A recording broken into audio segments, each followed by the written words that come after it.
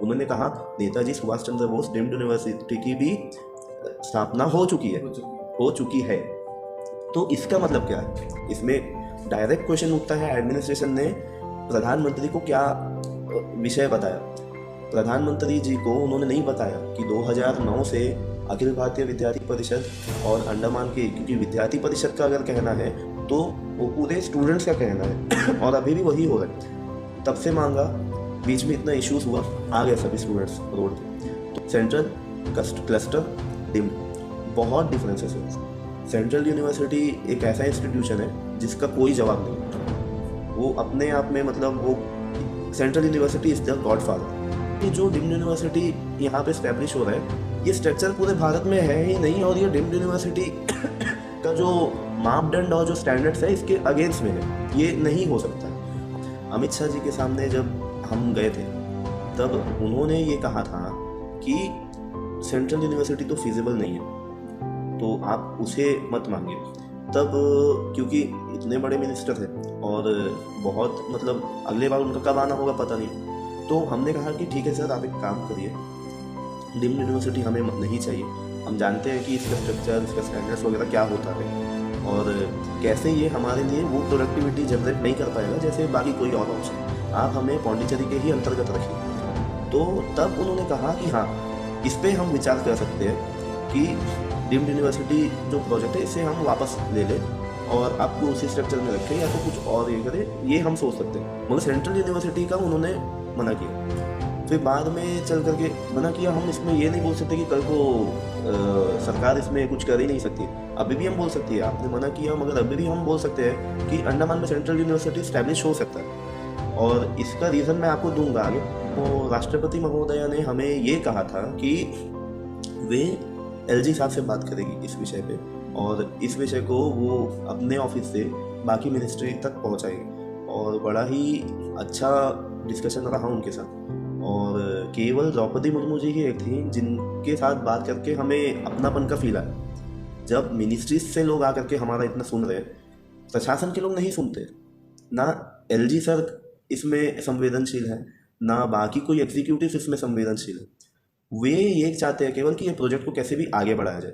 तो इसके बाद क्या हुआ, पौंडीचेरी यूनिवर्सिटी के अगेंस्ट ने अंडमान निकोबार एडमिनिस्ट्रेशन ने केस फाइल किया, मामला सब जुडाइज हुआ।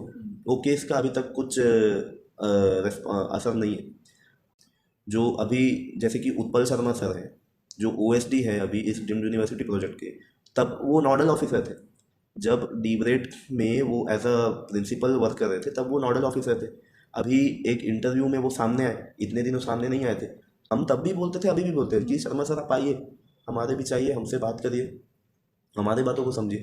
आपने एक 4 वॉल्स के बीच में और एक एडमिनिस्ट्रेशन द्वारा रन किया जाने वाला जो मीडिया हाउस है, उसमें आपने कुछ ऐसे क्वेश्चंस का जवाब दे दिया जो क्वेश्चंस पहले से ही प्रिपेयर्ड था और उसे छोड़ करके आप हमारे बीच में आइए, आप हमारे सवाल का जवाब दीजिए। आपने जो जवाब दिया, आपने एक भी ऐसे सवाल का जवाब नहीं दिया जो हमने रेस किया था। काम तो उतना कुछ नहीं है, नाम इतना बड़ा इंस्टीट्यूशन। और ये जो इसीलिए मैं कहता हूँ कि जो कुछ भी डीम्ड यूनिवर्सिटी का काम है वो जनता के नाक के नीचे से हो रहा है।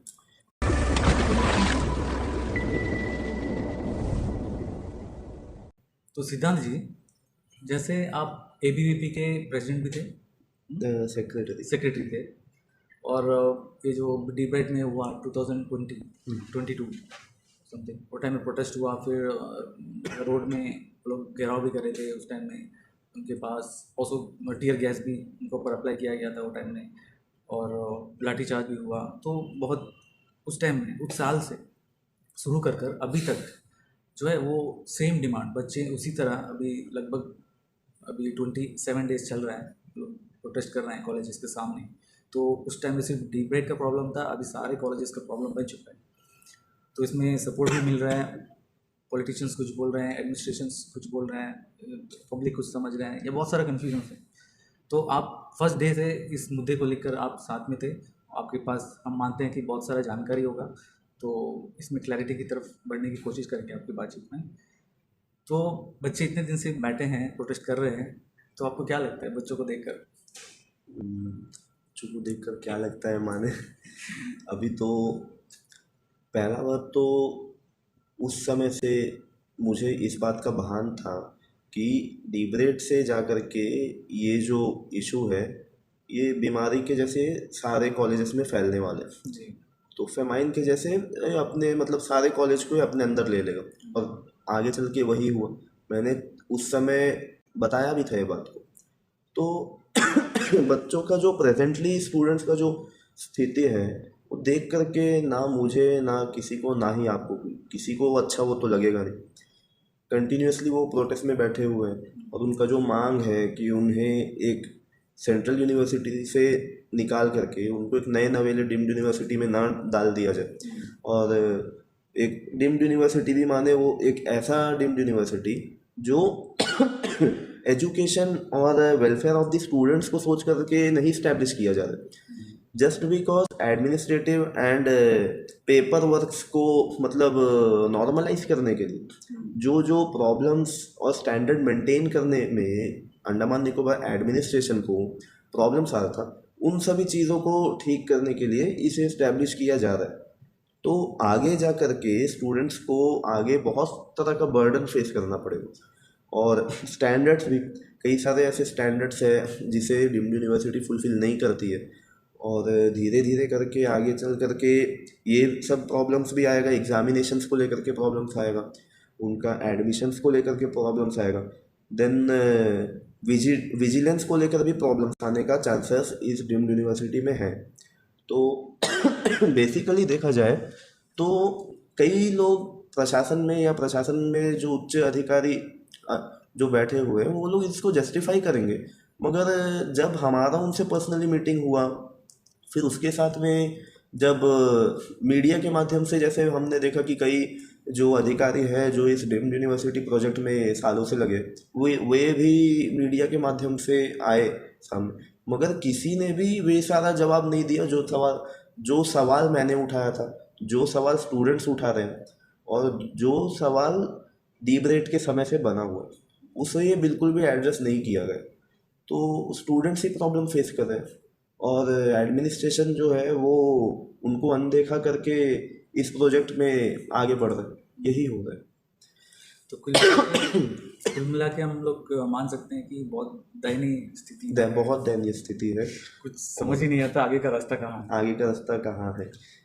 तो आप जैसे बोला कि सेंट्रल यूनिवर्सिटी के अंदर होना चाहिए सारे कॉलेजेस, तो आपको क्या लगता है क्या बेनिफिट्स है उसमें?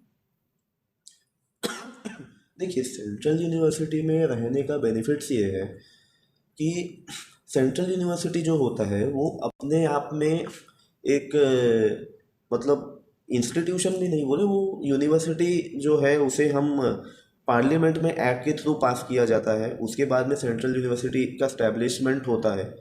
पार्लियामेंट में लॉ अनैक्टमेंट के बाद में यूजीसी उसका स्टैंडर्ड्स सब चीज़ को मतलब एश्योर करने के लिए अपना गाइडलाइंस एंड लॉस वगैरह सब, इसमें भी रिसर्च इनोवेशंस ये सब इसमें भी प्रायोरिटी दिया जाता है। प्रायोरिटी इसमें भी दिया जाता है, रिसर्च हो सब कुछ हो रेगुलर प्रोसेस से हट करके बाकी कोई भी कोर्सेस। देखिए, सेंट्रल यूनिवर्सिटी बेसिकली एक मतलब ऐसा स्ट्रक्चर है जो अपने आप में ऑटोनॉमस है, और सेंट्रल यूनिवर्सिटी अगर चाहेगा तो किसी भी एकेडमिक डिसिप्लिन को हाँ बतौर जो भी स्टैंडर्ड्स है और जो भी स्टैट्यूटरी बॉडीज़ उसके लिए बनी हुई है, नैक हो गया, AICE हो गया, तो इन सभी का एक्रेडिटेशन प्रोसेस को ध्यान में रखते हुए सेंट्रल यूनिवर्सिटी किसी भी प्रकार का कोर्सेस को अपने अंतर्गत चला सकता है। यहाँ तक किसी कॉलेज और इंस्टीट्यूशन को एफिलिएशन दे सकता है मिनिस्ट्री ऑफ एजुकेशन एंड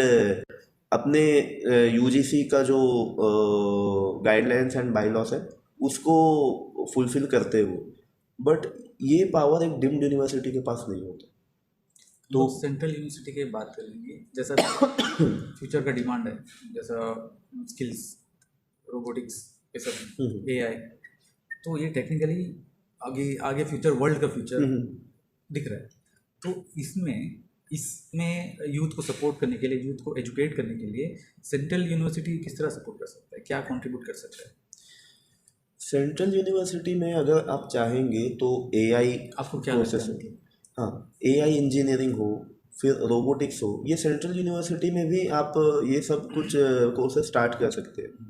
और जैसे कि अभी बात आ रहा है कि NEP का, कि new education policy, new education policy में कल को जा करके एफिलिएशन सिस्टम ही ख़त्म हो जाएगा, ऐसा प्लानिंग सेंट्रल गवर्नमेंट का है, जैसे कि कुछ प्रशासनिक अधिकारी भी बोल रहे हैं। मेरा ये मानना है कि अगर सेंट्रल गवर्नमेंट का ऐसा पॉलिसी है, और बाकी जैसे कि बात आया है कि कई सारे डेवलप्ड नेशन में भी ये सिस्टम नहीं है, तो अगर ये सिस्टम ऐसे फॉलो करना है तो अंडमान से ही आप क्यों करेंगे? ये आप पहले वहाँ पे इम्प्लीमेंट करिए जहाँ पे संसाधन हो, जहाँ पे आपको लगे कि हाँ यहाँ पे स्टूडेंट्स का स्ट्रेंथ भी अच्छा है, जो फैकल्टी मेंबर्स है, जो स्टूडेंट्स को एकेडमिशियंस है उनका संख्या भी अच्छा है, जहाँ आप इसको इम्प्लीमेंट करके आप देख पाओगे कि हाँ जो स्ट्रक्चर आपने चूज़ किया है ये ऑन ग्राउंड एप्लीकेबल तो है, आप वैसे जगह पे इसे लागू करिए। मेट्रोपॉलिटन सिटीज़ के इंस्टीट्यूशंस में पहले करिए। अंडमान एक ऐसा जगह है जी जहाँ पे आप इनोवेशन जल्दी एक्सेप्ट नहीं कर सकते। अंडमान में अगर किसी भी चीज़ को ले लीजिए, एजुकेशन ले लीजिए, इकोनॉमी ले लीजिए, या तो यहाँ का ट्रेडिशनली यहाँ पे जो इंडस्ट्रीज़ है, वुड इंडस्ट्री है, फिर जो कुछ भी है उसमें ले लीजिए, कन्वेंशनल मोड ही यहाँ पे कारगर रहा है। अगर आप यहाँ इनोवेशन में जाओगे तो अंडमान में उतना संसाधन नहीं है कि अगर आपका इनोवेशन फेल हुआ तो अंडमान में उतना संसाधन नहीं है कि आप उसे वापस से आप उसका भुगतान कर पाओगे। तो मेरा ये मानना है कि जब इस तरह का, मैं इसका परफेक्ट एग्जांपल एक देना चाहता हूँ, जो सोलार प्रोजेक्ट जो अंडमान में स्टार्ट हुआ, आज इतना बड़ा लैंड उस सोलार प्रोजेक्ट के नाम पे ऐसे ही खाली पड़ा है। और इनोवेटिव आइडिया था कि अंडमान में हम सोलार प्रोजेक्ट स्टार्ट करेंगे, ये जानते हुए कि भी अंडमान का क्लाइमेटिक कंडीशन क्या रहता है, अंडमान में मानसून कितने दिनों तक रहता है, ये सभी चीज़ जानते हुए भी अंडमान निकोबार एडमिनिस्ट्रेशन ने इसे आगे बढ़ाया। मिनिस्ट्री का प्रपोजल था। और हाँ देखिए जी, मिनिस्ट्री का प्रपोजल होगा, मिनिस्ट्री कभी भी काम करेगा तो वो मिनिस्ट्री का ये आइडिया होगा कि हाँ ये एक इनोवेटिव स्टेप है हमारा, सोलार एनर्जी को हम देश भर में हमें प्रचारित करना है, ये सोच करके वो अपने लोकल एडमिनिस्ट्रेशन को बोलेगा। ग्राउंड लेवल पे क्या दिक्कत आ रहा है वो उनका काम है उनको बोलना। और जैसा मिनिस्टर्स होते हैं, ये सब होते हैं, वो तो प्लान बना देते हैं, प्लान नहीं बताते, एक्चुअली एक आइडिया देते हैं, तो एग्जीक्यूट करता है वो ब्यूरोक्रेट। हाँ उनका काम, वो एग्जीक्यूट करना उनका काम है। तो वो फिजिबिलिटी क्या है, प्रोस एंड कॉन्स क्या है, क्या लॉस होगा, क्या प्रॉफिट होगा, ये एनालाइज करना ब्यूरोक्रेट का काम है। उनका काम है। वो करके जब रिपोर्ट भेजेंगे उसके बाद ही तो लगाएगा। वैसा तो नहीं कर सकते ना कि रेगिस्तान में जाके रेनकोट बिक्री कर दे, वैसा तो नहीं। तो देखना पड़ता है, वो सब देखना पड़ता है। तो अगर जैसे कि ये मैंने एक एग्जांपल दिया, ये प्रोजेक्ट हो गया, अभी करेंटली सिचुएशन ये है कि 9-10% भी एनर्जी नहीं बना पाता है सोलार प्रोजेक्ट, और इतना बड़ा लैंड, इतना बड़ा उसमें एसेट्स लगा है। सोलार एनर्जी जो सोलार पैनल्स है उसका वैल्यू, मार्केट वैल्यू बहुत होता है, इतना कुछ लगा है। अभी इसमें मैं कमेंट करना नहीं चाहूँगा इस प्रोजेक्ट में पीछे कितना करप्शन हुआ, आगे कितना करप्शन हुआ, और इसमें बहुत सारे पेड़ भी कटे हैं, rubber plant, even rubber plants भी कटे हैं। हाँ, इसमें एनवायरनमेंट को भी इतना नुकसान हुआ। और अंडमान जैसे जगह पे जहाँ हमें पता है कि फॉरेस्ट रूल्स इतना ज़्यादा रेस्ट्रिक्टेड है, तो ये एक बहुत बेटर एग्जांपल है ये जानने के लिए कि अंडमान निकोबार एडमिनिस्ट्रेशन लॉस को, जितने भी लॉ है, फिर रिक्वायरमेंट्स है, जो मापदंड जो सेंट्रल गवर्नमेंट और यहाँ तक इनफैक्ट अंडमान निकोबार एडमिनिस्ट्रेशन ने ही इम्प्लीमेंट किया है, इससे ऊपर उठ के अपने ही लॉस को तोड़ करके एडमिनिस्ट्रेशन कैसे ऐसे प्रोजेक्ट्स को, ऐसे थिंग्स को आगे बढ़ाता है जिसमें शायद से किसी का पर्सनल इंटरेस्ट हो।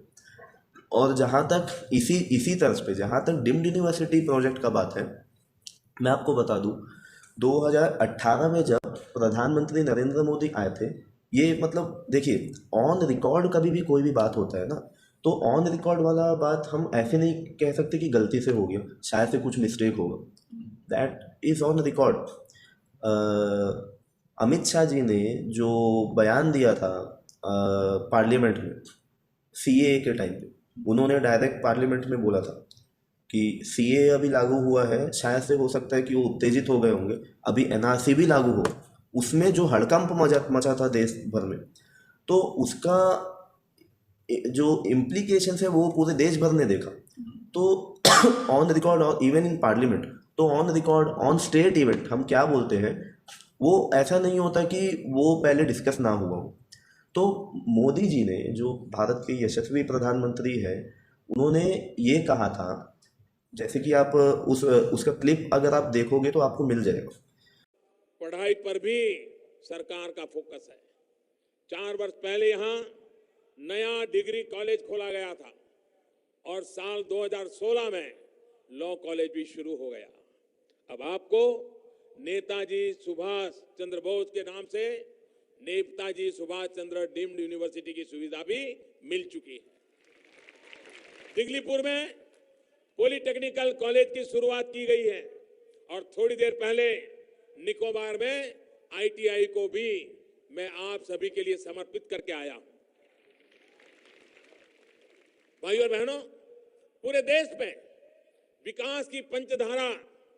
अंडमान निकोबार द्वीप समूह में एक deemed university, Netaji Subhash Chandra Bose deemed university, उस समय नाम भी उन्होंने पूरा नहीं बोला, now it is Netaji Subhash Chandra Bose institution of higher learning deemed to be a university. उन्होंने कहा नेताजी सुभाष चंद्र बोस डीम्ड यूनिवर्सिटी की भी स्थापना हो चुकी है। तो इसका मतलब क्या है? इसका मतलब ये है कि इसका दो मतलब हम निकाल सकते हैं।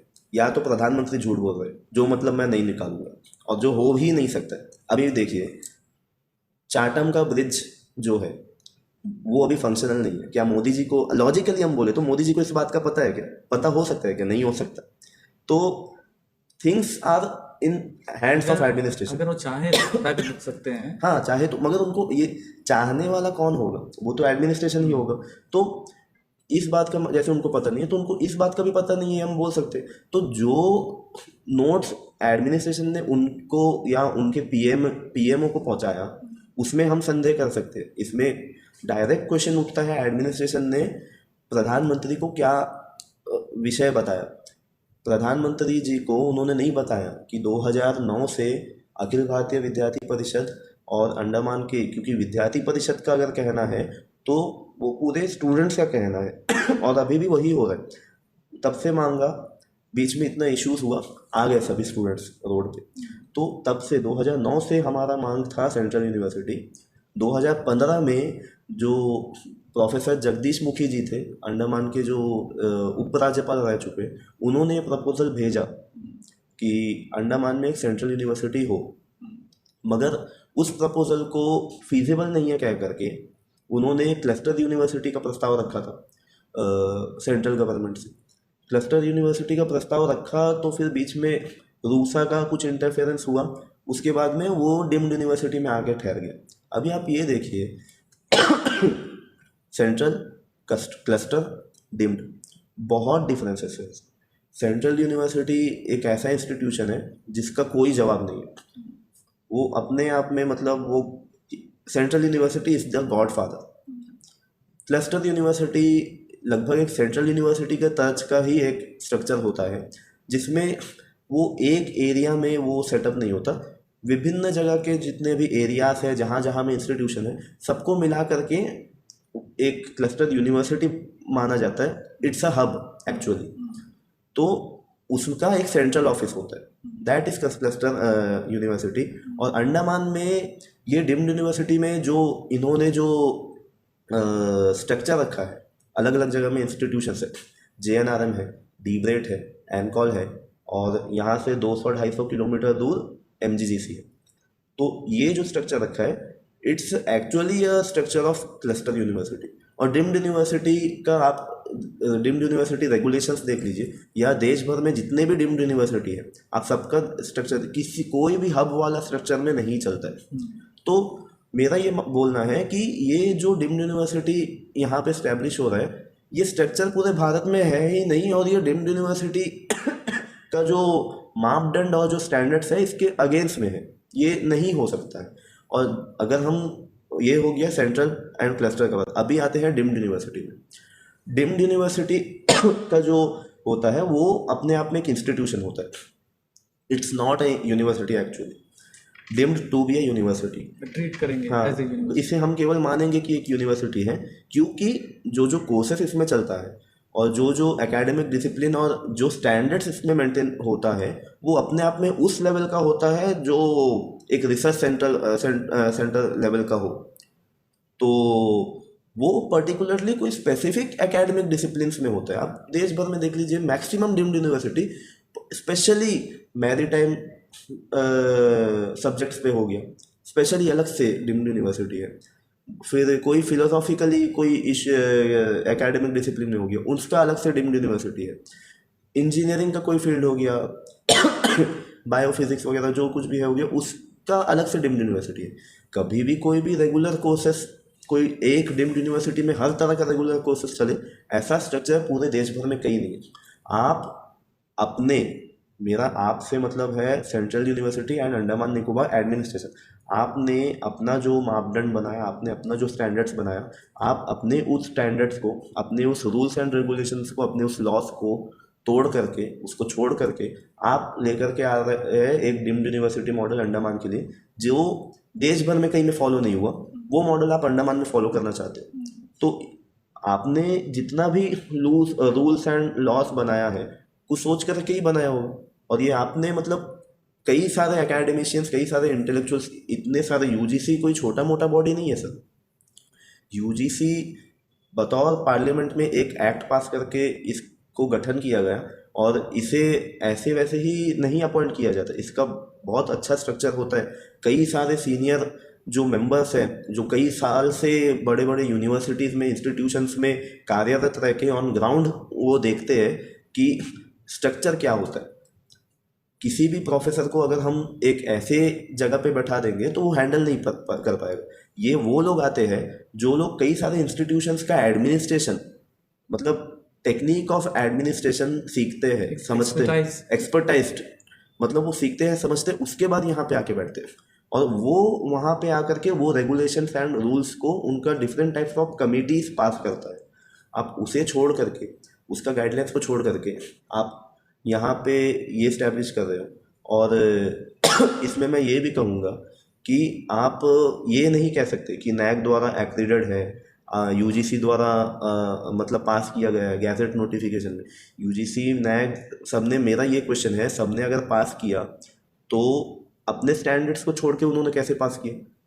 कुछ तो वेस्टेड इंटरेस्ट है, कुछ तो मतलब अनड्यू इन्फ्लुएंस है ना, कुछ अनड्यू इन्फ्लुएंस के कारण से ऐसा आप कर रहे। आप बोलिए, कोई प्राइवेट इंस्टीट्यूशन को, private institutions and private universities को भी यूजीसी के ही पास जाना पड़ता है। अगर वो ये सारा स्टैंडर्ड्स को नहीं फॉलो करे, उनको तो नहीं मिलेगा। सरकार में एडमिनिस्ट्रेशन के द्वारा अगर ऐसा कुछ वो करना चाह रहे हैं तो इसका कारण यही हो सकता है कि कुछ ना कुछ अंदर ही अंदर कुछ ऐसा हो जो हम कह नहीं सकते वैसे जिसके कारण देखा जाए तो सिंपली अगर देखा जाए, हमारे प्राइम मिनिस्टर ने आके यहाँ पे अनाउंस किया है और एडमिनिस्ट्रेशन को ऑप्शन दिया कि आप करेंगे या नहीं करेंगे। ये ऑप्शन दिया होगा, या तो बोला होगा कि आप करो ही करो, ये दो ऑप्शन हो सकते हैं। तो एडमिनिस्ट्रेशन जो कल्चर में चल रहा है, यस बॉस कल्चर, ठीक है, जो बोल दिए हाँ ठीक है हो जाएगा, ठीक है, उसी चक्कर में जो भी रूल्स रेगुलेशन जो भी है उसको या तो तोड़ कर या तो बेंड कर कर जो है ये फॉर्म किया गया है डीम्ड यूनिवर्सिटी। आप ऐसा मानते हैं? नहीं, मैं ऐसा तो नहीं मानता, क्योंकि इसमें बहुत सारी चीज़ें 2021 से आप अगर आप देखोगे, यस बॉस कल्चर जो आपने कहा है वो भी कहीं ना कहीं है, मगर पर्टिकुलरली डीम्ड यूनिवर्सिटी के मुद्दे पे मेरा पर्सनली विद्यार्थी परिषद के डेलीगेशंस के माध्यम से ही माननीय home minister sir Amit Shah ji के साथ में हमारा डेलीगेशन मीट हुआ। फिर महामहिम राष्ट्रपति द्रौपदी मुर्मू जी के साथ भी हमारा डेलीगेशन मीट हुआ। तो उसमें कुछ जो बात हमारे बीच में हुई उसे मैं रख दूँ आपके सामने। अमित शाह जी के सामने जब हम गए थे तब उन्होंने ये कहा था कि सेंट्रल यूनिवर्सिटी तो फिजिबल नहीं है, तो आप उसे मत मांगिए। तब क्योंकि इतने बड़े मिनिस्टर थे और बहुत मतलब अगले बार उनका कब आना होगा पता नहीं, तो हमने कहा कि ठीक है सर, आप एक काम करिए, डीम्ड यूनिवर्सिटी हमें नहीं चाहिए। हम जानते हैं कि इसका स्ट्रक्चर, इसका स्टैंडर्ड्स वगैरह क्या होता है और कैसे ये हमारे लिए वो प्रोडक्टिविटी जनरेट नहीं कर पाएगा जैसे बाकी कोई और ऑप्शन। आप हमें पौंडीचेरी के ही अंतर्गत रखिए। तो तब उन्होंने कहा कि हाँ, इस पे हम विचार कर सकते हैं कि डीम्ड यूनिवर्सिटी जो प्रोजेक्ट है इसे हम वापस ले लें और आपको उसी स्ट्रक्चर में रखें या तो कुछ और ये करें, ये हम सोच सकते हैं। मगर सेंट्रल यूनिवर्सिटी का उन्होंने मना किया। फिर बाद में चल करके मना किया। हम इसमें ये नहीं बोल सकते कि कल को सरकार इसमें कुछ कर ही नहीं सकती है। अभी भी हम बोल सकती है आपने मना किया, मगर अभी भी हम बोल सकते हैं कि अंडमान में सेंट्रल यूनिवर्सिटी स्टैब्लिश हो सकता है। और इसका रीज़न मैं आपको दूंगा आगे। पहले मैं ये बता दूं द्रौपदी मुर्मू जी ने क्या बोला था। तो राष्ट्रपति महोदया ने हमें ये कहा था कि वे एलजी साहब से बात करेगी इस विषय पे और इस विषय को वो अपने ऑफिस से बाकी मिनिस्ट्री तक पहुंचाएगी। और बड़ा ही अच्छा डिस्कशन रहा उनके साथ। और केवल द्रौपदी मुर्मू जी ही एक थी जिनके साथ बात करके हमें अपनापन का फील आया। तो बहुत अच्छे से उन्होंने सुना, बहुत लंबे समय तक इस विषय में उन्होंने चर्चा की। उसके बाद में जा कर के जब एडमिनिस्ट्रेटिव लेवल पे आए तो प्रशासन का रुख कैसा है, हमारा एडमिनिस्ट्रेशन है भाई, मतलब हम यहाँ के लोग हैं। जब मिनिस्ट्री से लोग आकर के हमारा इतना सुन रहे हैं, प्रशासन के लोग नहीं सुनते ना। एलजी सर इसमें संवेदनशील है ना, बाकी कोई एग्जीक्यूटिव इसमें संवेदनशील है। वे ये चाहते हैं केवल कि ये प्रोजेक्ट को कैसे भी आगे बढ़ाया जाए। तो यस बॉस कल्चर इसमें कम दिखता है। मेनली एडमिनिस्ट्रेशन का जो इंटरेस्ट है वो इसमें ज़्यादा दिखता है, क्योंकि इसका कारण ये है because epicentre is the डीब्रेड। जैसे कि आपको पता होगा डीब्रेड का इशू आज से कुछ सालों पहले 2021-22 में हुआ था। उस समय में कारण ये था कि डीब्रेड पौंडीचेरी यूनिवर्सिटी जो कि एक सेंट्रल यूनिवर्सिटी है और स्टैंडर्ड्स के हिसाब से 7th बेस्ट यूनिवर्सिटीज़ में से एक में आता है इंडिया का। तो डीब्रेड ने जो पौंडीचेरी यूनिवर्सिटी द्वारा जो मेशर्स है, जो स्टैंडर्ड्स का जो मेशर्स है, उसको फुलफिल करने में डीब्रेड फेल हो चुका था। और फेल होने के बावजूद भी जैसे कि कोई भी इंस्टीट्यूशन हो वो अंडमान निकोबार एडमिनिस्ट्रेशन से भी कमिटेड होगा अगर इस तरह का स्ट्रक्चर है तो, और वो अपने सेंट्रल यूनिवर्सिटी से कमिटेड भी होगा।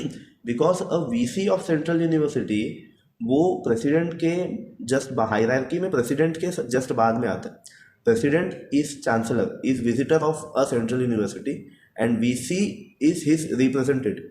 मतलब एक वाइस चांसलर जो होता है वो अंडमान निकोबार एडमिनिस्ट्रेशन का जो एलजी है उस लेवल का ऑफिसर होता है। तो जब पौंडीचेरी यूनिवर्सिटी के वीसी सर ने भी मना कर दिया कि नहीं, हमने आपको बोला था, आपने फुलफिल नहीं किया है, आप फुलफिल करो, उसके बाद में आपने एडमिशन्स कैसे करवाया। और डीब्रेड ने और अंडमान निकोबार एडमिनिस्ट्रेशन ने पता नहीं किस ईगो में आकर के स्टूडेंट्स का एडमिशन करवाया और वो स्टूडेंट्स को तब उसे भुगतना पड़ा था और आज भी उन्हें भुगतना पड़ रहा है। जो स्टूडेंट्स का एडमिशन लैटरल एंट्री में हुआ था, जो स्टूडेंट्स का एडमिशन उस कोर्सेस में हुआ था जिससे पौंडीचेरी यूनिवर्सिटी ने रिवोक कर दिया था अपना एफिलिएशन, आज तक उनके हाथ में डिग्री नहीं है। जो सब्जेक्ट्स उन्होंने पढ़ा है, जो सब्जेक्ट्स का स्पेशलाइजेशन उनके पास है, आज वो मजबूर है बिना डिग्री के अपने उस सेक्टर को छोड़ करके बाकी सेक्टर्स में जंप कर ले। कोई प्राइवेट काम कर रहा है, कोई जितना उनका क्वालिफिकेशन है उस क्वालिफिकेशन से बहुत ही कम लेवल वाले जॉब पे है, जितना उनका मतलब लिटरली जितना वो पढ़े लिखे हैं। तो इस तरह का करियर में बहुत बुरा असर पड़ रहा है और आगे जा करके ये डीम्ड यूनिवर्सिटी भी स्टूडेंट्स के साथ यही करने वाले। तो इसके बाद क्या हुआ, पौंडीचेरी यूनिवर्सिटी के अगेंस्ट ने अंडमान निकोबार एडमिनिस्ट्रेशन ने केस फाइल किया, मामला सब जुडाइज हुआ। वो केस का अभी तक कुछ असर नहीं है। उसके बाद में देखिए, फ्रॉम दैट डे डीब्रेड वॉज द एपी सेंटर और डीब्रेड के जो ऑफिशियल्स थे उनका बहुत ही ज़्यादा वेस्टेड इंटरेस्ट था इस डीम्ड यूनिवर्सिटी प्रोजेक्ट में। जो अभी जैसे कि उत्पल शर्मा सर है जो ओएसडी है अभी इस डीम्ड यूनिवर्सिटी प्रोजेक्ट के, तब वो नोडल ऑफिसर थे। जब डीब्रेड में वो एज अ प्रिंसिपल वर्क कर रहे थे तब वो नोडल ऑफिसर थे। अभी एक इंटरव्यू में वो सामने आए, इतने दिनों सामने नहीं आए थे। तो जैसे कि आंदोलन जब चलता है, मैं इसे उन लीडर्स में से लीड कर रहा हूँ। मैंने अब तक किसी को भी मैंने ये सोचा कि पर्सनली टारगेट ना करें, अभी भी मैं नहीं कर रहा हूँ। क्योंकि कभी हम जैसे डिबेट के समय हमने नोटिस किया था, जब हम किसी को पर्सनली टारगेट करते हैं ना, तो वहाँ आंदोलन पीछे छूट जाता है। और जो मेनली जो लोग इसमें लगे हुए, मैं अभी भी कहता हूँ, जो डिबेट का रेस्पॉन्सिबल जो था, जो डिबेट का फेलियर का रेस्पॉन्सिबल था, वो अंडमान निकोबार एडमिनिस्ट्रेशन है। और जो डीम्ड यूनिवर्सिटी को बिना किसी के कंसेंट के यहाँ पे लागू करने का भी रिस्पॉन्सिबल अंडमान निकोबार एडमिनिस्ट्रेशन ही है। तो जब हम किसी एक व्यक्ति के पीछे अगर हम पड़ जाते हैं, तो वहाँ पे मुद्दा भटक जाता है। बट यहाँ पे हमें ये नहीं भूलना चाहिए, the main culprit is doctor Utpal Sharma. उन्होंने डिबेट के समय में भी, जैसे कि तब मेरा इंटरव्यूज़ अगर आप देखोगे तो मैंने बहुत बार ये बात रखी है कि उनका क्वालिफिकेशंस में भी जब वो प्रिंसिपल थे सवाल उठा है, और उससे रिलेटेड केसेस भी फाइल हुआ है। उसके बाद में डिबेट का स्टैंडर्ड को लेकर के भी बात आया है। डीम्ड यूनिवर्सिटी प्रोजेक्ट, जो कि तब से हम इसका विरोध कर रहे हैं, जो कि एक तरह से अंडमान के स्टूडेंट्स के साथ एक ढकोसला है, उसमें उनका एज अ नोडल ऑफिसर, तब भी वो हायर रैंकिंग पोजीशन में थे पूरे इस प्रोजेक्ट को आगे बढ़ाने में। अब भी वो OSD है, ऑफिसर ऑन स्पेशल ड्यूटी। तो कहीं ना कहीं मुझे एडमिनिस्ट्रेशन में मतलब उनका पर्सनल इंटरेस्ट दिखता है, और एडमिनिस्ट्रेशन उनको इन्वॉल्व कर करके इस चीज़ को ऐसे आगे लेकर के जाना चाहता है। और ना शर्मा सर हमारे बीच में आते हैं, हम तब भी बोलते थे, अभी भी बोलते हैं कि शर्मा सर आप आइए, हमारे बीच आइए, हमसे बात करिए, हमारे बातों को समझिए। आपने एक 4 वॉल्स के बीच में और एक एडमिनिस्ट्रेशन द्वारा रन किया जाने वाला जो मीडिया हाउस है, उसमें आपने कुछ ऐसे क्वेश्चंस का जवाब दे दिया जो क्वेश्चंस पहले से ही प्रिपेयर्ड था। और उसे छोड़ करके आप हमारे बीच में आइए, आप हमारे सवाल का जवाब दीजिए। आपने जो जवाब दिया, आपने एक भी ऐसे सवाल का जवाब नहीं दिया जो हमने रेस किया था। Where is the standard, where is the मतलब जो रेगुलेशंस है, जो UGC द्वारा जो गाइडलाइंस है, उन सभी को, वो रेगुलेशंस को आपने कहाँ फुलफिल किया? क्राइटेरिया, हाँ, क्राइटेरियाज को आपने कहाँ फुलफिल किया, ये बताइए। ऐसा क्या करता है, ऐसा क्या फुलफिल नहीं कर सकते? सब क्राइटेरिया जो पौंडीचेरी यूनिवर्सिटी जो डिमांड किया है कि इस तरह से क्राइटेरिया को फुलफिल नहीं, यहाँ मैं डिबेट की बात नहीं कर रहा हूँ, यहाँ मैं डीम्ड यूनिवर्सिटी की। डिबेट में तो अभी तो डिबेट का अगर देखिए, अभी भी डिबेट एपिसेंटर है। अभी हम डिबेट में पौंडीचेरी यूनिवर्सिटी वाला issue is over, completely over. क्यों?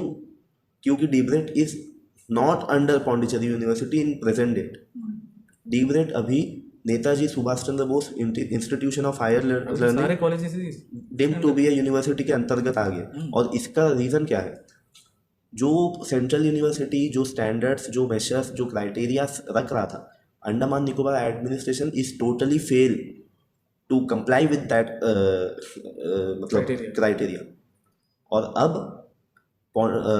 एक ऑटोनोमस बॉडी जिसमें एडमिनिस्ट्रेशन के ही लोग रहेंगे, वो एक आ गया है इस डीम्ड यूनिवर्सिटी के रूप में। तो लोग अपने मर्जी से चला रहे हैं। और इसका भी शुरुआत, जैसे कि पहले epicentre was the debate, today also epicentre is also debate. Debate के बच्चे, अभी बाकी कॉलेज के स्टूडेंट तो ये बोल रहे हैं हमें डीम्ड यूनिवर्सिटी के अंतर्गत नहीं आना है, हमें नहीं आना है। डिबेट वाले बेचारे डीम्ड यूनिवर्सिटी के अंडर में आ चुके हैं। उनका जो देखिए, वेबसाइट भी बन चुका है डीम्ड यूनिवर्सिटी का, उनका रिजल्ट उसमें निकलता है, उनका क्वेश्चन पेपर के ऊपर में डीम्ड यूनिवर्सिटी इंस्टीट्यूशन का नाम रहता है, Netaji Subhash Chandra Bose so and so institution. काम तो उतना कुछ नहीं है, नाम इतना बड़ा इंस्टीट्यूशन। और ये जो वेबसाइट आप देखें पर जो नेताजी सुभाष चंद्र बोस वाला जो DU का देखें ना जी, उसमें जो एड्रेस है वो कहाँ का दिया है? एड्रेस अंडमान का ही है, यहाँ का। एग्जैक्ट लोकेशन कहाँ का है? एग्जैक्ट लोकेशन तो उसमें कैंपस उसमें अभी तक मेंशन उन्होंने किया नहीं है। चक्करगांव का कहीं दिया है? और चक्करगांव का कहीं का है उसमें एड्रेस? अभी चेक कर सकते हैं, अभी चेक कर सकता हूँ, प्लीज़ करिए।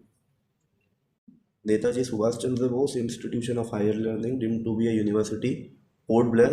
पहला बात तो पोर्ट ब्लेयर का नाम लिखते हैं, श्री विजयपुरम नहीं लिखते।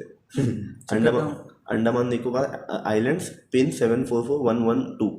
कोई भी एक रजिस्टर्ड ऑफिस नहीं है। इसलिए मैं कहता हूँ ना, अंदर अंदर से इसीलिए मैं कहता हूँ कि जो कुछ भी डीम्ड यूनिवर्सिटी का काम है वो जनता के नाक के नीचे से हो रहा है, ऑफिशियल एड्रेस नहीं है। मगर मैं आपको बता दूँ, JNRM में जो न्यू ब्लॉक है वहाँ पे डीम्ड यूनिवर्सिटी का एक ऑफिस ब्लॉक उन्होंने प्रिपेयर किया है। कहाँ पे? JNRM। JNRM। और वहाँ पे उसका बोर्ड भी लगा है, वहाँ पे डीम्ड यूनिवर्सिटी का बोर्ड बोर्ड भी हाँ कई समय से लगा है। वहाँ पे ऑफिस स्टैब्लिश करते हैं, मगर उसका नाम यहाँ पे नहीं है। उसका नाम इसलिए यहाँ पे नहीं है क्योंकि हमने कई बार इस इशू को रेस किया है कि वहाँ पे ऑफिस क्यों बनाया है। हम तो उसका विरोध में है। JNRM के बच्चे जाना ही नहीं चाहते डीम्ड यूनिवर्सिटी के अंदर में। आप उन्हीं के कॉलेज में आप ऑफिस स्टैब्लिश कर दो। और मंगलू टाउन में कहीं में लैंड अलॉटमेंट का बात कर रहे हैं और वहाँ पे बोल रहे हैं कि वहाँ पे कैंपस तो नहीं होगा, वहाँ पे रेसिडेंशियल एरिया होगा। अभी आप देखिए एनिम्स में क्या हुआ। एनिम्स में जो एनिम्स का जो कैंपस है, एनिम्स का कैंपस है तो बहुत सुंदर, मैं अंदर जा कर के मैंने देखा है, बहुत बहुत अच्छा एरिया, मगर मैक्सिमम एरिया में कंस्ट्रक्शन किया ही नहीं जा सकता।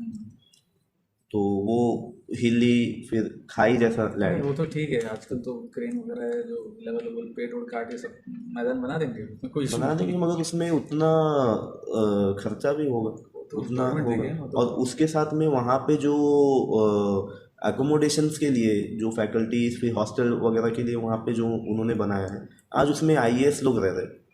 आज उसमें जो सेक्रेटरीएट के स्टाफ जो है हायर लेवल के, वो सभी वहाँ पे रह रहे हैं। तो आपने एक एकेडमिक इंस्टीट्यूशन का आपने कैंपस किस लिए रखा है? IAS लोगों के रहने के लिए। और यही काम देखा ना, दिखाने की अलग दांत चबाने की अलग दांत। हाँ वही काम कर रहे हैं। और यही काम आप करना चाह रहे हो मंगलू टाउन में। मंगलू टाउन में आप वहाँ पे कौन रहेगा? वहाँ पे अभी अगर एक डीम्ड यूनिवर्सिटी इस्टेब्लिश हो गया तो जो प्रोफेसर्स है यही रहेंगे जो अभी वर्किंग है। आप इनको शायद से हो सकता है, क्योंकि मैं ये भी बोल देना चाहता हूँ, आज जो गेस्ट फैकल्टीज़ है, आज जो कॉन्ट्रेक्चुअल फैकल्टीज़ है, रेगुलर फैकल्टीज़ को तो कोई हटा नहीं सकता, मगर इनका ऊपर में गाज गिरेगा कल को इनको प्रॉब्लम फेस करना पड़ सकता है। इनका नौकरी खतरे में आ हाँ जाएगा। खतरे में आ जाएगा, क्योंकि आज इतना बड़ा बड़ा डिसीजंस लेने से हम लोग पहले इसमें फोकस करेंगे बच्चों लोग को। नहीं, वही मैं कह रहा हूँ कि इतना बड़ा बड़ा डिसीजंस लेने से पहले बच्चों के नज़र में ये चीज़ नहीं है, स्टूडेंट्स के नज़र में ये चीज़ नहीं है। और ऐसे नहीं है कि सब स्कूल स्टूडेंट्स है, दे आर मेजर्स, और वो इंस्टीट्यूशन के पार्ट है एक्चुअली, उनको कुछ बताया नहीं जा रहा है। और कल को फैकल्टीज़ के साथ भी यही होगा, ये एक बात है।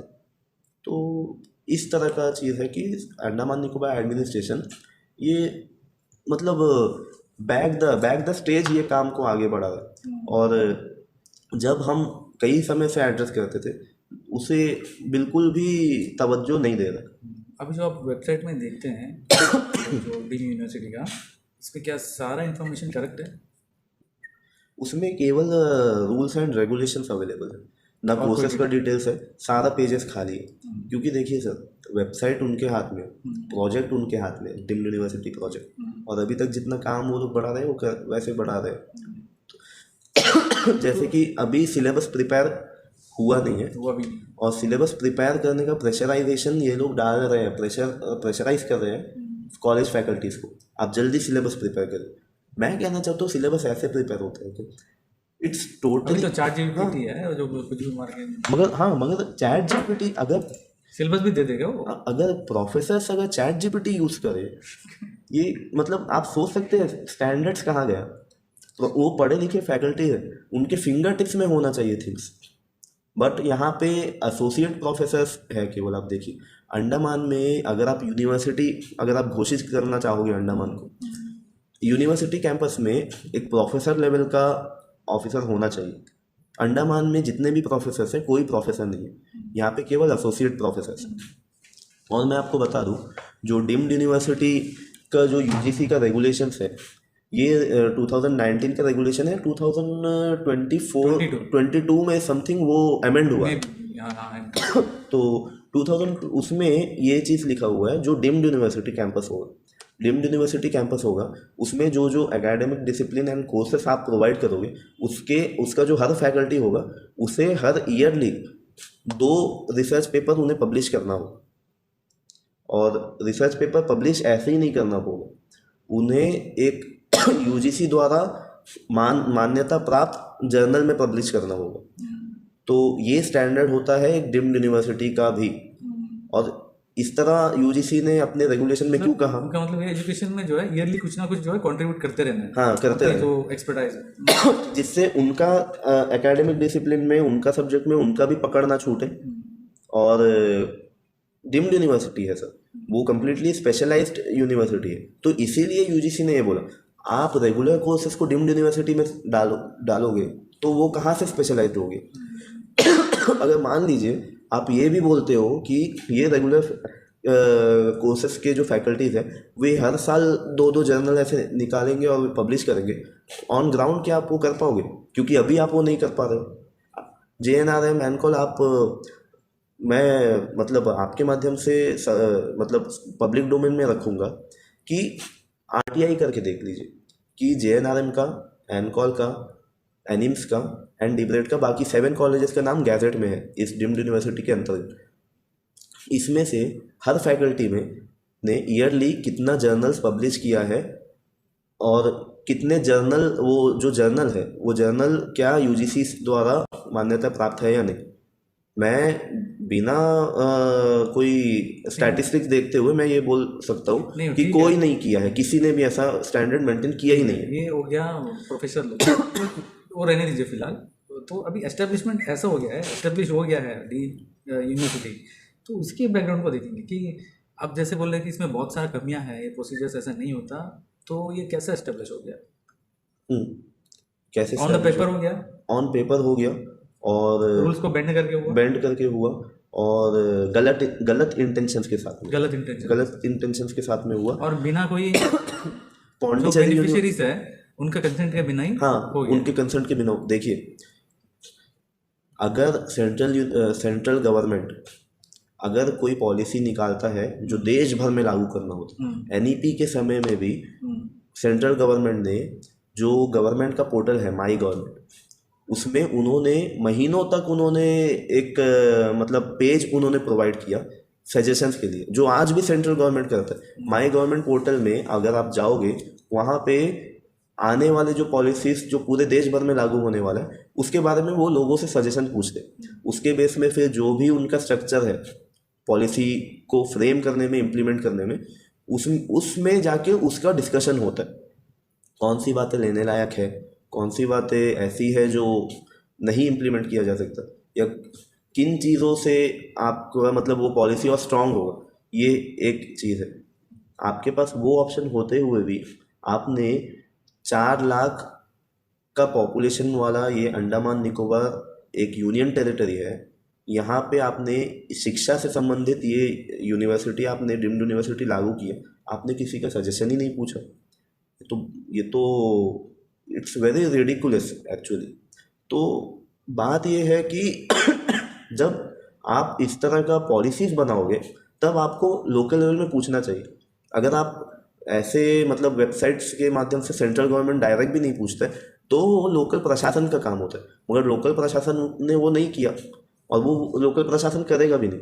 क्योंकि जैसे डीब्रेट के समय पे मैं आपको बता रहा हूँ, डीब्रेट के समय से ही लोकल एडमिनिस्ट्रेशन को पौंडीचेरी से अपना जो पल्ला था झाड़ना था, लोकल लैंग्वेज में मैं बोल रहा हूँ, पौंडीचेरी से उन्हें वॉकआउट करना था और उन्हें यहाँ आना था, और उनके पास जो माध्यम है वो यही बना, डीम्ड यूनिवर्सिटी। अगर मान लीजिए कि डीम्ड यूनिवर्सिटी बनाना गवर्नमेंट का प्लान है for the benefit of student in the Andaman Nicobar, benefits के लिए, ठीक है, तो मान लीजिए अगर ऐसा 2018 में मोदी जी ने बता दिया कि यहाँ पे डीम्ड यूनिवर्सिटी लाना, तो तब से अगर एडमिनिस्ट्रेशन काम कर रहा होता नहीं, मोदी जी ने ये बताया था कि डीम्ड यूनिवर्सिटी आ चुका है। अभी तो मोदी जी को किसी ने नहीं बताया कि नहीं आया है, आपने नोटिफिकेशन ही निकाला है 2023 में, ठीक है।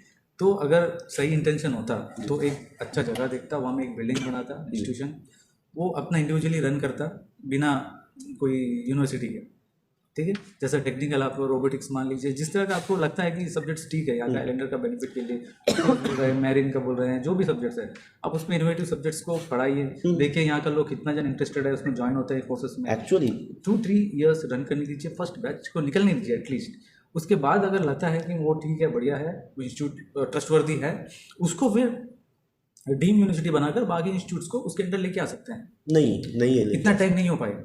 देखिए डीम्ड यूनिवर्सिटी के अंतर्गत बाकी इंस्टीट्यूशन को बिल्कुल कतई नहीं लेके आ सकते, क्योंकि आप देश भर में देख लीजिए। लेकिन अभी तो वो हो गया है ना, पेपर्स में तो हो गया अभी। पेपर्स में हो गए, वो गलत है, वो गलत है। अगर इसको सही भी करना चाहे तो इस तरह भी कर सकते हैं। हाँ, सही करना चाहे तो वो क्या कर सकते हैं, आप जो मंगलूटान का एरिया बोल रहे हो, जो आप बता रहे हो कि डीम्ड यूनिवर्सिटी के लिए आपने जो लैंड अलॉटमेंट किया है, वहाँ पे आप डीम्ड यूनिवर्सिटी स्टैब्लिश करिए, स्पेशलाइज्ड कोर्सेज वहाँ पे चलाइए। जैसे कि आपको अगर लगता है कि अंडमान में इंडस्ट्रियल डेवलपमेंट के लिए क्या क्या चीज़ होना चाहिए, उन सभी चीज़ों को चलाइए, मगर बाकी सारे कॉलेजेस को इसके अंतर्गत मत करिए। इन्हें उन्हीं से एफिलिएशन लेने का, उन्हीं से एफिलिएशन दीजिए जहाँ पे था, या तो कोई सेंट्रल यूनिवर्सिटी से दीजिए, या तो आप सेंट्रल यूनिवर्सिटी भी स्टैब्लिश करिए यहाँ पे, या तो पौंडीचेरी के ही अंतर्गत रहने दीजिए। ये कर सकते हैं, क्योंकि डीम्ड यूनिवर्सिटी स्ट्रक्चर में ऐसे हब नहीं बनाया जा सकता। वो अपने आप में एक इंस्टीट्यूशन एक जगह पे यूनिफाइड होना चाहिए, और वो तभी ऑटोनोमस हो पाएगा, क्योंकि वहाँ पे स्पेशलाइज कोर्सेज चलते हैं। तो आप डीम्ड यूनिवर्सिटी स्टैब्लिश करिए अंडमान में, और उसमें ये सारा कोर्सेज चलाइए, मगर रेगुलर कोर्सेज को आप उसके अंतर्गत लाओगे तो आप अपने नियमों के विरुद्ध जा रहे हो, आप वो नहीं कर सकते। ये एक्चुअली मतलब जो गाइडलाइंस है उसके अगेंस्ट है। जैसे बीजेपी के अनिल तिवारी जी बोले हैं कि 5 ईयर्स के बाद में ऑलरेडी जो है सेंट्रल यूनिवर्सिटी सब खत्म हो जाएगा, तो सबको डीम यूनिवर्सिटी में रहना पड़ेगा, ऐसे बोले कुछ। हाँ, ऐसा शायद बोले होंगे वो, मगर आज हम पांडिचेरी से बोलेंगे हमको ये सिलेबस बना दो, बोलेगा नहीं, हमारे पास में ये जो सिलेबस है, इसी सिलेबस में आपको पढ़ाई पूरी करनी है, जो कि आज से 40 साल पहले बना हुआ सिलेबस है। एआई, आर्टिफिशियल इंटेलिजेंस, आज इसकी इतनी डिमांड है, सारे डीम्ड यूनिवर्सिटी अपने यहां लेके आ गए, लेकिन आज भी हमारे बच्चे वही रजिया सुल्तान, वही पुराना हमारा इतिहास पढ़ाया जा रहा है। मित्रों, 3 साल के अंदर में, अगर मैं झूठ बोल रहा हूं, मैं राजनीति से त्याग पत्र दे दूंगा। 3 या 4 साल के अंदर में एफिलिएशन खत्म होने जा रहा है पूरा विश्व से। 4 साल के बाद में पांडिचेरी भी हाथ खड़ा कर देगा कि भैया हम एफिलिएशन नहीं दे सकते, आप अपना सेटअप करो। तो ये पता चला कि 2028 से या 2030 के अंदर में ये यूनिवर्सिटी सब बंद हो जाएंगी, एफिलिएशन बंद हो जाएंगे, तो क्यों न उनको हम स्वतंत्र एक यूनिवर्सिटी दे दी जाए। मेरा देखिए, मेरा ये बोलना है, अगर 5 साल बाद खत्म हो जाएगा तो फिर डीम्ड मतलब एफिलिएशन सिस्टम ही अगर खत्म हो जाएगा तो डीम्ड यूनिवर्सिटी सिस्टम, अगर मान लीजिए, तो आप क्या BHU को भी आप डीम्ड यूनिवर्सिटी बनाओगे? BHU, बनारस हिंदू यूनिवर्सिटी, आप JNU को भी क्या आप डीम्ड यूनिवर्सिटी बनाओगे? वो तो सेंट्रल यूनिवर्सिटी रहने वाला है ना। एफिलिएशन नहीं देने वाला है वो अलग बात है। अगर वो एफिलिएशन अपने जो कॉन्स्टिट्यूएंट कॉलेजेस है, अगर वो अपने कॉन्स्टिट्यूएंट कॉलेजेस को एफिलिएशन नहीं देगा, केवल अपने वेरी वाइड जो यूनिवर्सिटी कैंपस है, वो यूनिवर्सिटी कैंपस को ही एडमिनिस्टर करेगा, तो जो कॉन्स्टिट्यूएंट कॉलेज होंगे उनका स्टैंडर्ड मेंटेन करने का कुछ ना कुछ तो आपके पास जरिया होगा। आप सभी कैंपसेस को आप डीम्ड यूनिवर्सिटी तो घोषित नहीं करोगे। अगर आप करोगे तो ये तो बहुत बड़ा बात होगा, और ये आपकी पॉलिसी में नहीं है, क्योंकि अगर इतना बड़ा डिसीजन लेना है, लाखों के नंबर पे इंस्टीट्यूशंस और कॉलेजेस है, अगर आप सबको डीम्ड यूनिवर्सिटी घोषित करोगे तो NEP में रहना चाहिए, NEP में नहीं है, तो आप कुछ और स्ट्रक्चर वहाँ पे यूज़ करोगे। तो अंडमान में आप ज़रूरी नहीं है, अगर JNRM को ऑटोनॉमी चाहिए, अगर MGGC को ऑटोनॉमी चाहिए, अगर कोई भी कॉलेज को ऑटोनॉमी चाहिए, तो ज़रूरी नहीं है डीम्ड यूनिवर्सिटी से उसको मिले, उसका कोई और स्ट्रक्चर हो सकता है। आप उसे डीम्ड नहीं बना सकते, आप नहीं इसीलिए नहीं बना सकते क्योंकि यहाँ पे रेगुलर कोर्सेज चलते हैं। और जैसे कि आपने बोला कि डीम्ड यूनिवर्सिटी में जो स्पेशलाइज कोर्स चलता है अंडमान में, रिसर्च और रोबोटिक्स वगैरह को लेकर, अंडमान में अभी भी ऐसे इंस्टीट्यूशंस है, ZSI है, बोटेनिकल सर्वे ऑफ इंडिया है, एंथ्रोपोलॉजिकल सर्वे ऑफ इंडिया है, फिर और भी कई इंस्टीट्यूशंस है। एक नहीं, AI को लेके तो ऐसा कुछ नहीं है, तो आप बना दीजिए। वही तो मैं बोल रहा हूँ ना, ये ये जो DU है, जो नेताजी सुभाष चंद्र बोस का जो इंस्टीट्यूट है, इसमें वो स्टार्ट कर देते पहले, मगर 5 ईयर्स तो टाइम है ना, 5 ईयर्स के अंदर इसको एस्टेब्लिश करके उसके बाद फिर जो नेक्स्ट स्टेप ले सकते हैं ना, टाइम है। मगर आप उस केवल AI के लिए आप रेगुलर कोर्स देखिए, AI सब यही मानते हैं ना, फ्यूचर तो वही है, नहीं, एआई अगर फ्यूचर है, अभी एजुकेशन डायरेक्टर विक्रम सिंह जो बोले हैं, तो अपोलोजाइज करते हुए बोले हैं कि अभी जो बीए एमए ये सब पे तो कोई फ्यूचर नहीं है, ऐसे बोल रहे हैं। सेकेंडली इंडस्ट्री से रिलेटेड जहाँ पे नौकरियां हैं, अभी बीए करने से डायरेक्टली नौकरी नहीं मिलेगी। I am very sorry to say ma'am, BA करने से नौकरी नहीं मिलेगी। बीए के साथ आपको जो इंडस्ट्री से रिलेटेड जो स्किल चाहिए वो लेकर आनी होगी अपने अंदर, और वो करंट सेटअप में नहीं मिल पा रहा। इसीलिए ही हम लोग we have to shift towards skill based deemed university. मगर अगर विक्रम सिंह सर ऐसा स्टेटमेंट नहीं दे सकते। देखिए, अगर फ्यूचर नहीं है तो इतने सारे प्रोफेसर्स जो अभी वर्क कर रहे हैं वही सब्जेक्ट्स पढ़ के, तो अगर आप और साथ में आप रेगुलर कोर्सेस भी चला रहे हो, अगर आप फ्यूचर नहीं देखते हो तो आप डायरेक्ट उस कोर्सेस को बंद करिए, मैथ्स बंद कर दीजिए, इंजीनियरिंग बंद कर दीजिए, एनिम्स का मतलब मेडिकल कोर्सेस आप बंद कर दीजिए तुरंत। अगर आपको पॉलिटिकल साइंस हो, रेगुलर कोर्सेस की बात मैं करूंगा क्योंकि अंडमान में रेगुलर कोर्सेस की बात ऐसा नहीं है कि उसका वैल्यू नहीं है, उसका वैल्यू हमेशा रहेगा और रहेगा भी। और एआई अगर आ भी गया तो वो ह्यूमन को इतना सडनली जंप नहीं करेगा। अभी आप नहीं, ह्यूमन को जंप नहीं कर रहा है, ह्यूमन जो है डिग्रेड हो रहे हैं ऑब्वियसली। तो डिफरेंस यहाँ होता है। तो एआई कोर्सेस अगर आप चालू करोगे तो आप अलग से स्पेशलाइज्ड उसके लिए आप कैंपस रखिए। डिम्ड यूनिवर्सिटी का रेगुलेशन के हिसाब से तो अलग कैंपस ही होना चाहिए उसका। आप रेगुलर कोर्सेस को डिम्ड में आए, कहाँ पे ऐसा है? मुश्किल से कोई 1-2 इंस्टीट्यूशन ऐसा होगा जहाँ पे ऐसा होता है, या तो वो भी नहीं होता है।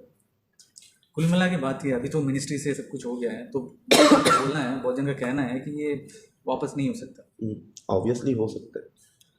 अगर देखिए, यूजीसी का जो नया रेगुलेशन अभी देश भर में लागू हो, जो बहुत डिफरेंसेस क्रिएट किया क्लास और कास्ट के बेसिस पे, इस चीज़ को वापस लेने का बात केंद्र सरकार ने किया था। किसान रूल जब लागू हुआ था उस समय बहुत बड़े लेवल पे, बड़े स्तर पे प्रोटेस्ट हुआ था, उसे सरकार को लेना पड़ा था। वो सब कोर्ट के थ्रू जब गया तब हुआ ना? कोर्ट के थ्रू नहीं, प्रोटेस्ट के थ्रू हुआ। प्रोटेस्ट हुआ था, प्रोटेस्ट के साथ साथ फिर कोर्ट में भी। इसलिए हम सभी सेक्टर पे, सभी मोर्चों पे हम काम कर रहे हैं। नहीं, ऐसा होता है ना, जब पॉलिसीज जब इम्प्लीमेंट होता है उस टाइम में बिना सोचे समझे कर देना, उसके बाद फिर वो सिर्फ ऑलरेडी कोर्ट्स में बर्डन है केसेस का, फिर वहीं जाके फिर लेके आना, उससे पहले कुछ और मैकेनिज्म लेके आना चाहिए कि सामने का ओपिनियन ले लो। हाँ, वो मैकेनिज्म हमेशा एग्जीक्यूटिव के हाथ में है, central government and state administration के हाथ में वो ऑप्शन हमेशा से था, मगर इन्होंने कभी उस ऑप्शन को अपना ऑप्शन समझा ही नहीं ना। आज ये समझ रहे हैं। वही वाला घूम फिर के यस बॉस वाला कल्चर का वजह से तो नहीं होता। यस बॉस वाला कल्चर की वजह से मैं अब भी बोलूंगा कि 100% नहीं, आप बोल सकते हैं 40। आप देखोगे यहाँ में रोड्स बनते हैं ना, कभी कभी बारिश के टाइम पे रोड बन जाता है, गड्ढे बढ़ जाते हैं, कैसे होता है? कैसे होते हैं? एक कॉमन सेंस का बात है, ऐसा होना नहीं चाहिए, फिर भी होता है। तो ये एस बॉस का कल्चर नहीं होता। जैसे टेंडर हुआ, कॉन्ट्रैक्टर है, या फिर जेई बोल दिया कि यार ये कॉन्ट्रैक्ट खत्म होने वाला है, जल्दी से काम खत्म करो, बिल पास हो जाएगा। फिर कॉन्ट्रैक्टर अपना लेबर को बोल देता है कि जाओ तुम कुलतर लेके जाओ, सब लेके जाओ, गड्ढा फिल कर लो। वो लेबर जाता है, जाके गड्ढा फिल कर देता है बारिश में। ये सब बारिश में होता है, हो गया, उसके बाद बिल जाता है, फाइनल हो जाता है। तो ये एस बॉस कल्चर है, या फिर कोई कॉमन सेंस भी है कि हाँ भाई बारिश है, अभी जेई भी बोल दिया नहीं करना, कॉन्ट्रैक्टर बोल दिया नहीं करना, तो लेबर को भी बोल दिया, तो लेबर समझ गया बारिश है, कैसे डालेगा, बात खत्म।